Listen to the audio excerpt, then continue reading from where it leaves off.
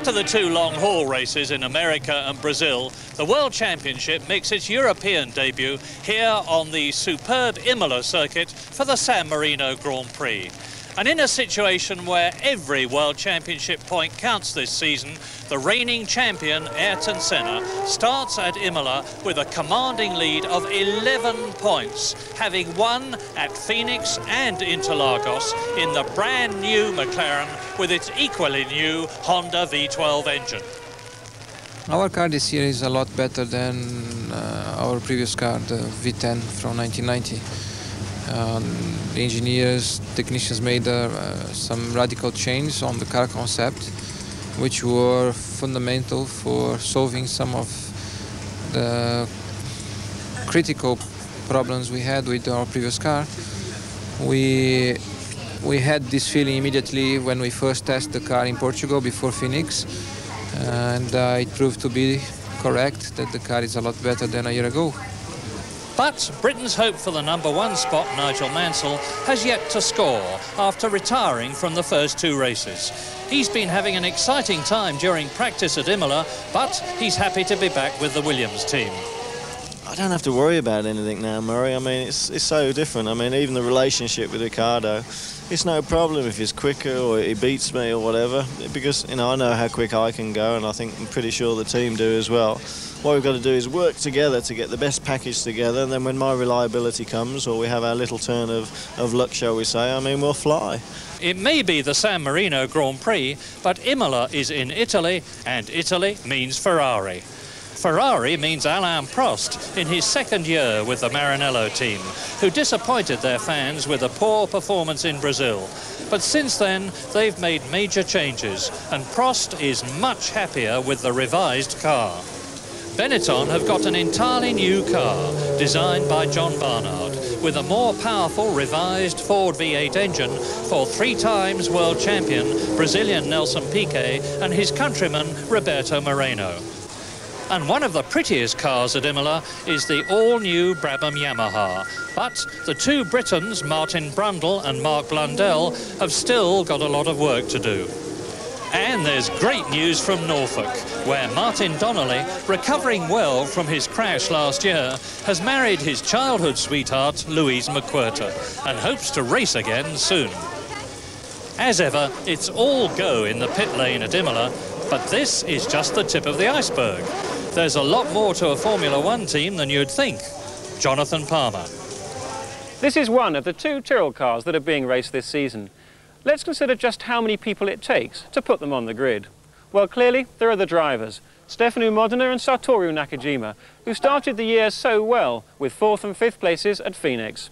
None was more delighted than team founder Ken Tyrrell, who masterminded 3 World Championship victories for Jackie Stewart. Now it's his son Bob who's taken over as managing director. Racing teams are all about engineering, and this area is headed by Harvey Postlethwaite, the engineering director who oversees the 8 designers who are continually working on the next new car. Its shape is formed by the 2 model makers prior to extensive wind tunnel evolution by 4 aerodynamicists. Manufacture then commences with 15 in the composites department, another 6 in the machine shop, and 4 fabricators, largely just making the suspension. Complex wiring demands 2 electricians. The gearbox is assembled by 3 more specialist mechanics, and the engine is prepared by Honda technicians both here and in Japan. Final assembly of all the components is handled by a team of 5 more mechanics. Now the completed cars must be transported around the world, and the 3 transporters are manned by 5 truckies. Testing begins with 3 dedicated test team mechanics. Meanwhile, 3 in the marketing department are finalising and supporting the sponsor lineup, whose budget is managed by 4 accountants. Hello, Steve. How are you? Administrative and other staff comprise another 10 or so people. And finally, the bit you see, the cars running at a Grand Prix weekend, can be considered.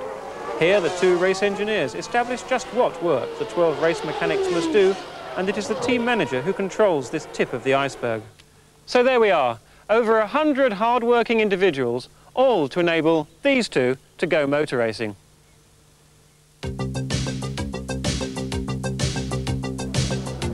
On the front row of the grid in pouring rain, the winners for the last 3 years. Senna, pole position, Riccardo Patrese second.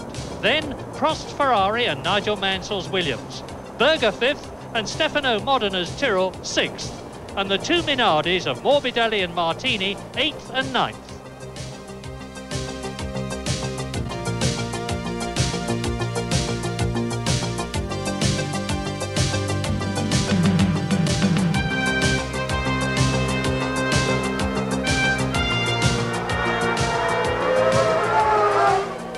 And there's a spinner there already. That's a Ferrari.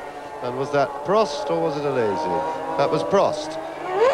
And another spinner. So there's I would suspect there's a big puddle that looks like there's a river running across the track there. That was Berger. Prost, if Prost stalled his engine, he's in real trouble.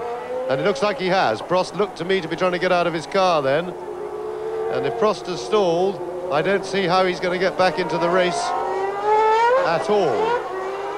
Out of the car, he's not starting. Well, this is dreadful for Ferrari, their top man, an enormous benefit for Ayrton Senna, who's not only starting at the front of the grid, but has now had one of his main rivals, Alain Prost, the world champion 3 times, removed from the San Marino Grand Prix before it even starts, and for such a trivial reason.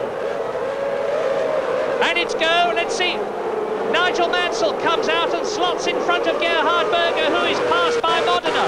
Very bad start by Gerhard Berger, and into the lead goes Riccardo Patrese.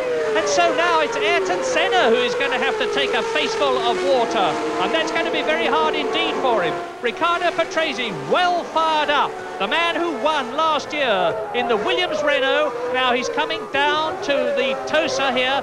In second place is Senna, third is Modena, fourth is Berger, fifth is the second Ferrari of Jean Alesi, and already things are happening. Yes, and Nigel Mansell seemed to get off the line all right and then have a stutter, and he's well down the field. Mansell just suddenly stopped, the cars went in every direction to get round him. So he's out. Mansell spins. It's happened to Prost, it's happened to Mansell, it's happened to Berger for Prost and Berger, of course, before the race began. Now, is Nigel Mansell out of his 3rd Grand Prix? Yes, he's got to be, because if he has a push start, he's out of the race. Out comes the steering wheel, and Nigel Mansell is the first retirement from the San Marino Grand Prix, and it happened on lap 2. That's the 3rd time we've seen Mansell walk in 3 races. Yes, and that looked like gearbox trouble right from the start, and so much for the secret steering wheel, because the way that came out, that'll be on an Italian marshal's wall by this evening. And as Nelson Piquet. Piquet clearly spun off into the sand in the brand new Benetton, and although they've had a lot of trouble with it this weekend, in fact, his teammate Roberto Moreno went very well with the car in the warm-up this morning. Well, you can see what the problem is. Well, Nigel Mansell thunderstruck, obviously, and justifiably, a very, very unhappy man. And Gerhard Berger is up into 3rd position ahead of Stefano Modena, who is followed by Jean Alesi in 5th position. And at the end of the first lap, Riccardo Patrese led Ayrton Senna by 2.5 seconds. Modena is now being challenged by Jean Alesi. This is the corner that can cause trouble and has caused trouble. And you saw Jean Alesi up into 4th position, lock up and go off. Alesi off. Yes, and that was over brave by Alesi, because he put 2 wheels on the grass when he was braking, trying to get inside Modena under braking, which was an extremely risky manoeuvre. And he then was just going too quickly around the... Now he's just come off the grass. He's already been on the grass once there with the right-hand wheels. And now he's sliding the car into the corner, and he just runs out of grip. He's not so much out of control, he just hasn't got the grip, and he slides wide. But that was over-enthusiastic driving in these conditions in a 200-mile race. And the lazy inexperience there has thrown it away for him. So race order then, as you watch Ayrton Senna nearly losing it there. Patrese leads, Senna 2nd, Berger 3rd, Modena 4th, Nakajima 5th, Martini 6th, Morbidelli 7th, De Cesaris is 8th, Moreno is 9th, Leto is 10th, Van der Poel in his first Grand Prix in the Lamborghini is 11th, and Mauricio Gugelmin is 12th, as you look at Mika Hakkinen.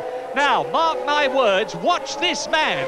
Watch Mika Hakkinen, because he was sensational in the wet in the Lotus yesterday. 3rd fastest. He's the youngest man in the race, and the Judd V8 engine in the Lotus gives ideal power, and that's Mark Blundell. He's obviously had a spin. and this is Roberto Moreno battling with Andrea De Cesaris. And there's battles all through the field. Now, De Cesaris in the green Jordan Ford, chased by Brazilian Roberto Moreno in the Benetton with the Ford V8 engine. Well, De Cesaris, I think justifiably there, but was leaning on Moreno.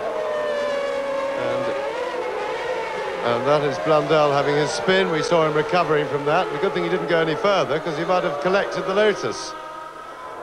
And you can see that Senna is inching up on Patrese, and the two of them are some 7 seconds ahead of Gerhard Berger, who is third, some 5 seconds ahead of fourth position Stefano Modena.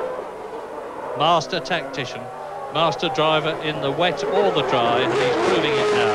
I wouldn't be at all surprised if he challenges, and he has done so, and he nips through on braking at the chicane, and into the pits comes Riccardo Patrese. Now, is this tyres? This is tyres, and that's interesting. He's certainly gone for the brave decision to do the early tyre stop, and there still looks to be a lot of water on some parts of the circuit, so we'll look at Patrese's lap times.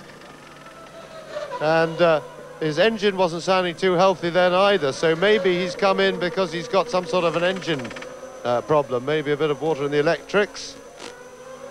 Well, they're having a look at the engine cover. The dry tyres are on, so it looks to me as if Patrese has got some sort of a mechanical problem. Yes, it's more than just tyres. Well, it looks as though this race is going to be equally disastrous for Williams as it already has been for Ferrari. Prost out before the race began, Alesi out on lap 3, Nigel Mansell out on lap 2, and now, although Riccardo Patrese is not actually out of the race, effectively he is, because look at the way the time is ticking away, and Riccardo still sitting in the car, having a discussion with Patrick Head, the car's designer. Very agitated, Riccardo. This is the man who won last year, and he's had victory snatched from him, a potential victory this year. And Ayrton Senna's lead is down to just over 5 seconds now over Gerhard Berger. There are no team orders in the McLaren team. Ayrton Senna, of course, with a commanding World Championship lead over Gerhard Berger of 16 points. Wouldn't have to worry too much if Gerhard Berger caught and passed him, although the Brazilian's pride would be very much affected. But at the present moment, Berger is lapping some 1.5 seconds faster, or did on the previous lap, than his teammate Ayrton Senna, and Berger's got everything to go for. I think he must feel very humble about the fact that in his second year with McLaren, having won for Benetton, having won for Ferrari, he has yet to win for McLaren. And a lot of people who know have been saying in the pit lane that Berger is the man to watch. In the meantime, Senna and Berger trading fastest laps. The circuit is definitely drying out now, and it must be getting very close to dry tyres time. Not quite yet. There are still some rather treacherous wet bits around, but within the next 2 laps, I think the early changes should be in. And Ayrton Senna is scheduled to come into the pits on the next step, and it's Julian Bailey going through on the inside. Julian Bailey is actually ahead of his teammate Mika Hakkinen, and the race order, Ayrton Senna on lap 40. Now here's Berger into the pits. He was in second place. A good pit stop, I remind you, is 7 seconds. Anything less is very good, and that is terrific. Gerhard Berger, 6.45 seconds, and that was lap 14. You can see there's a dry line nearly the whole way around the circuit, and that's definitely tyre changing time as De Cesaris comes in his Jordan. And McLaren, the McLaren pit is ready for Ayrton Senna now, leading the race by 20 seconds with Gerhard Berger having rejoined. And I'm pretty sure that Senna will get back in the lead. Now, let's wait and see. Remember, Gerhard Berger's pit stop time was 6.4 seconds. Anything longer than that will mean that Senna's lead has been reduced, and it's been reduced by 1 second.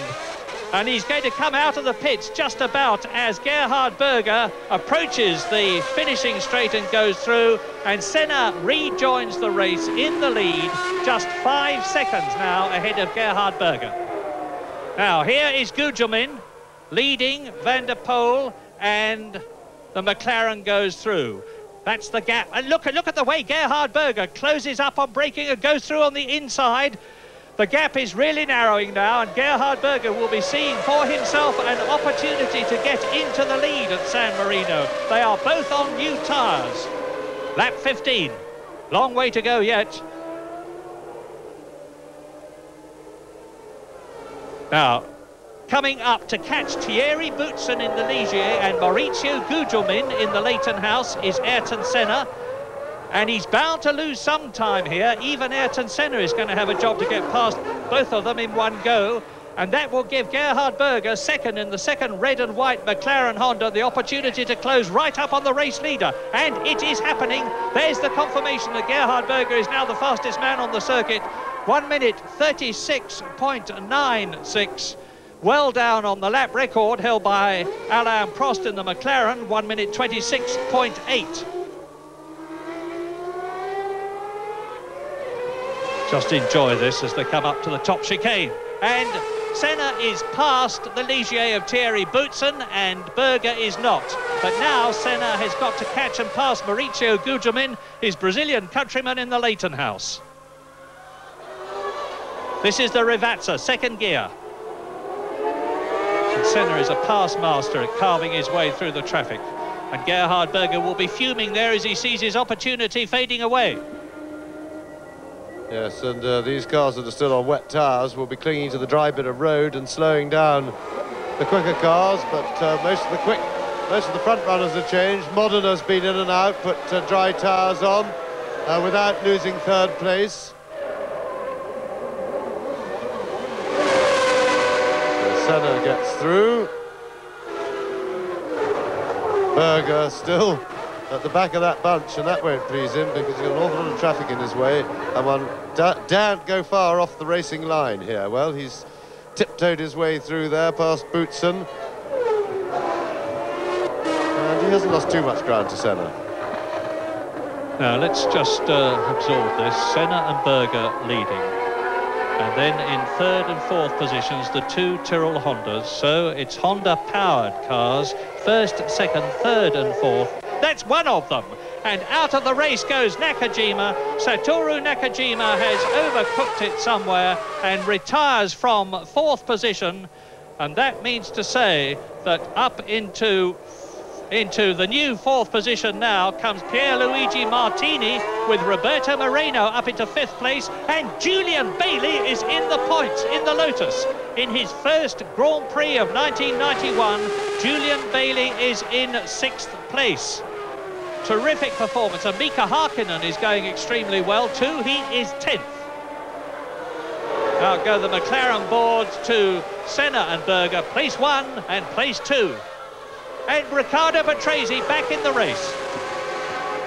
Yes, and they've got nearly a minute's lead over Stefano Modena, who's in third place.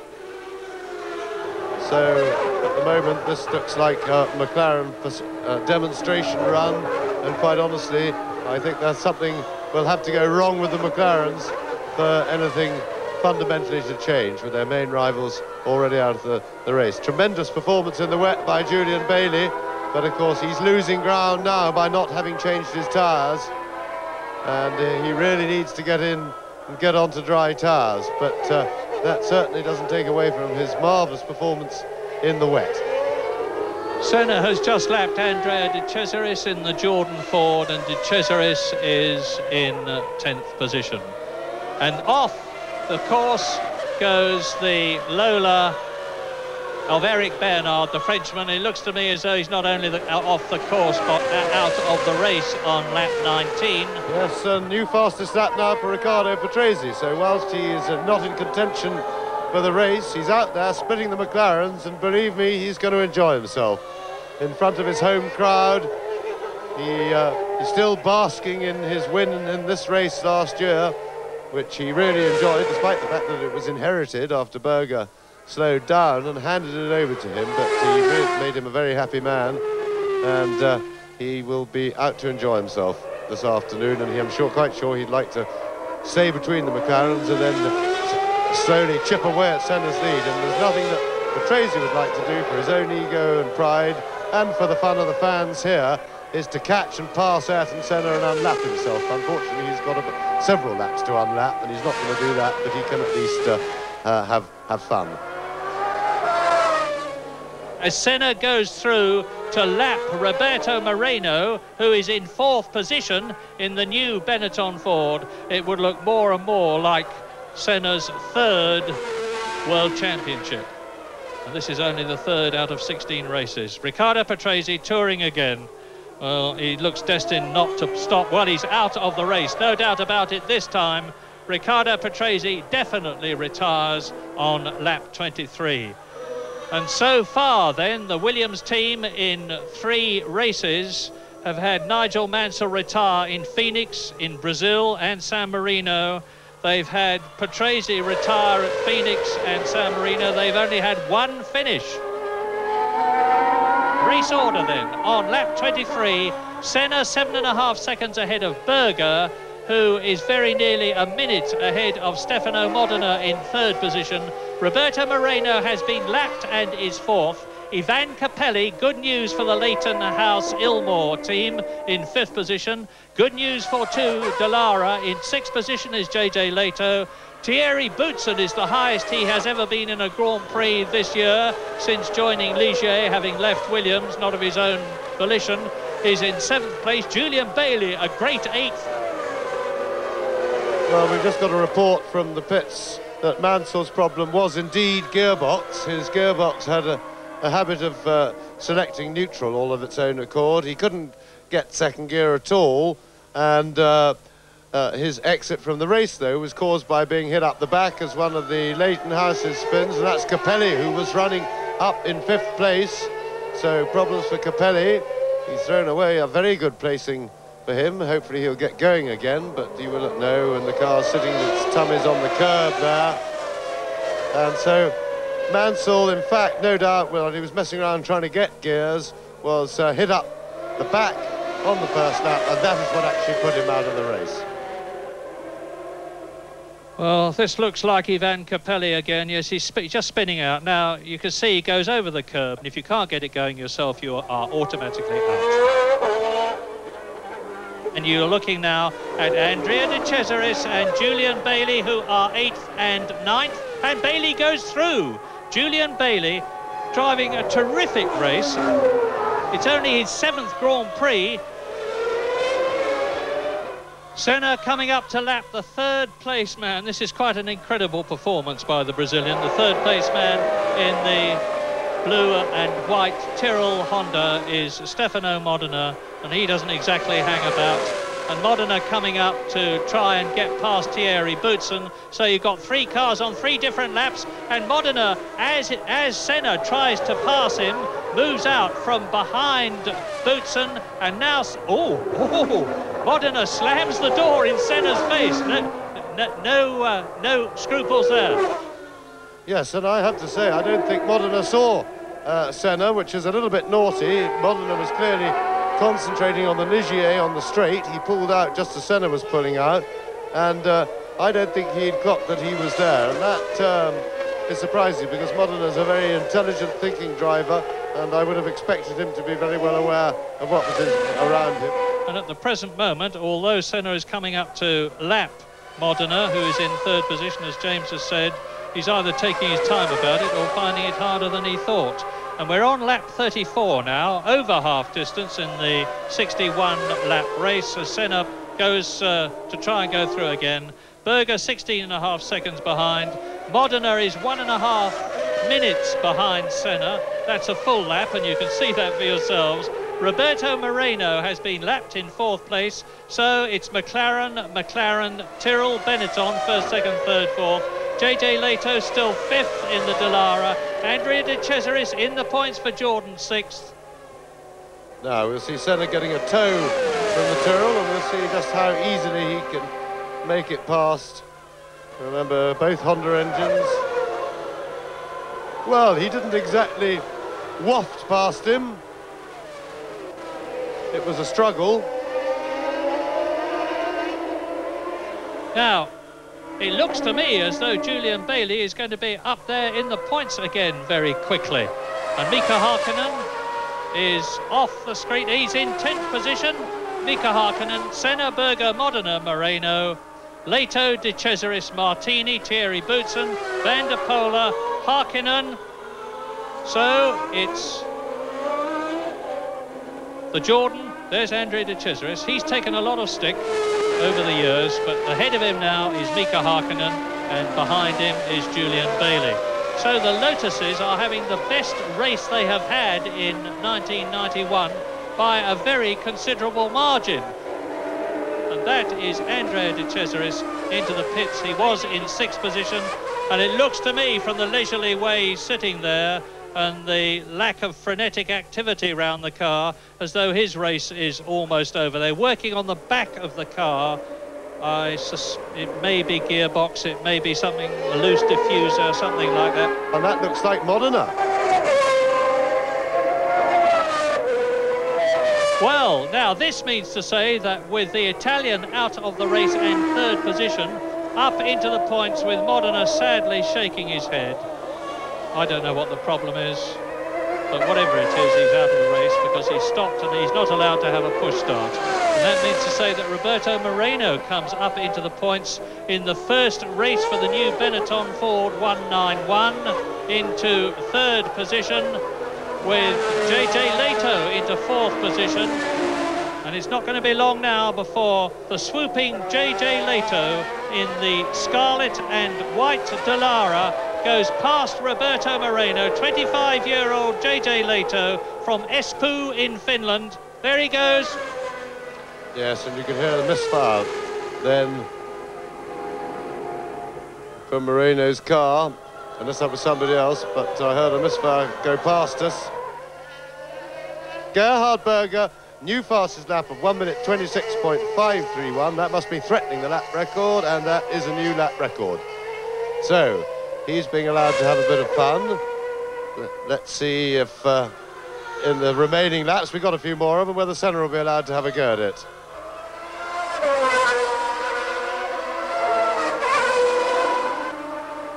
Roberto Moreno out of the race, very definitely, with flame licking out of the back of the Benetton. And the race, the real race at the present moment, is that between Julian Bailey and Mika Hakkinen, who've been just lapped by Ayrton Senna for 7th position. They're virtually together. And it's now for 6th position, of course, because with Moreno out, that moves Julian Bailey into the points, and that will be a tremendous moment of excitement for him. But he'll have to battle his teammate Mika Hakkinen, who's right behind him. He'll have to battle him to maintain that to the end. This is lap 58, and it's Senna leading Berger. We know that. Leto is 3rd. We know that. Roberto Moreno is out, so up to 4th position goes Pierluigi Martini. Up to 5th goes Van der Poel. Up to 6th goes Bailey in the points. 7th is Hakkinen. Boutsen dropping back, so Gugelmin will now be in 9th position. Mark Blundell 10th, 3 laps down. Comas and Brundle. I'm just waiting to see Gerhard Berger go through to tell you how... Well, he's much closer. He's only 5.3 seconds behind now. Out of the race goes Mauricio Gugelmin. What rotten luck for... Well, that means 6 failures to finish out of 6 starts for the Leighton House Ilmore team, with Mauricio Gugelmin failing to finish. Now, there is Ayrton Senna, and Berger, as I just told you, had got the gap down to 5 seconds. Leto is 3rd. Martini is 4th. Van der Poel 5th. And Mika Hakkinen has moved past Julian Bailey with his personal fastest lap of the race, up into 6th place. So the 2 Lotus drivers, they've been swapping places right throughout this Grand Prix, and now it's Hakkinen's turn to have a go at Van der Poel, who's a couple of seconds in front. You saw Senna bully his way past Eric Comas, and there's the reason. Look at Gerhard Berger. They're coming up to start the last lap now, and Gerhard Berger is really flying, really going for it. Lap 61 coming up, that's the last lap of the race, and Gerhard Berger started this lap 5 seconds behind Ayrton Senna. You can see that it's a lot less than that now. Has Senna got a problem? If he hasn't got a problem, he's once again being astonishingly cool. I said that at Brazil. I said that Senna was pacing himself to victory. I didn't know that he had a gearbox problem. I didn't know that Patrese, who was catching him, has got a gearbox problem. But look at this. Gerhard Berger bearing down on Ayrton Senna as they go up to the Tosa for the last time. Now they're climbing to the Piratella. 155 miles an hour, building to 190 miles an hour as they go round the left-hander, which they're approaching now. Senna. Berger, it's going to be very close, but even if Berger catches Senna, I don't see how the Austrian can possibly get past the Brazilian, because Senna only has to hold the racing line and Gerhard Berger will not be able to get through. Is it another gearbox problem for Ayrton Senna? No, we listened as he went past. He went right up through the gearbox, so he certainly had all the gears as he came past the pits just now. So it isn't. Maybe he is just rubbing it in. Yes, he was just, I think, slowing up, even if he had a problem with Berger moving up and getting excited. But Senna was really just judging it in. After all, they haven't been racing each other for a very long time, apart from the little fun and games they had with fastest lap. And I'm glad to see, I think, that finally stayed with Berger as Senna comes in for yet another fine win.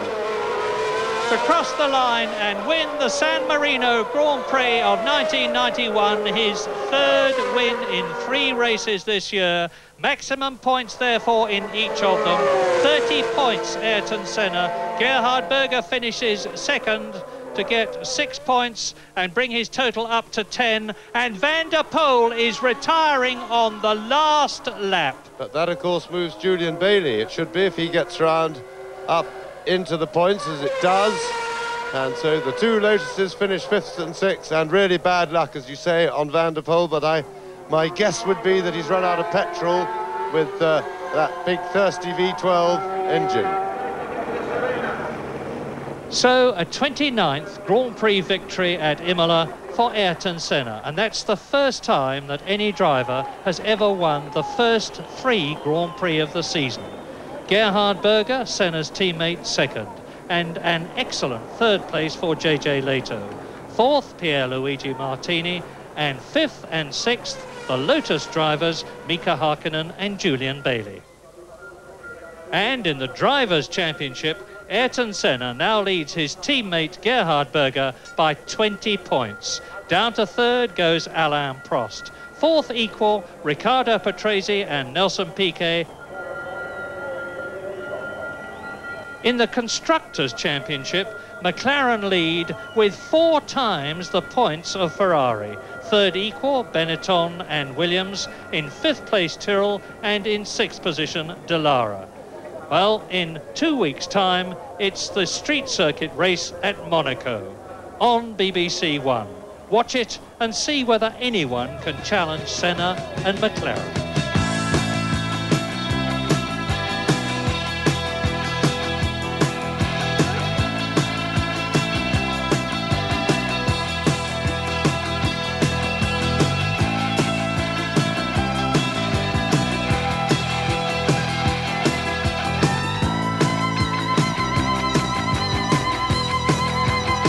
There's a room with 14 men, and she's on call 24 hours a day.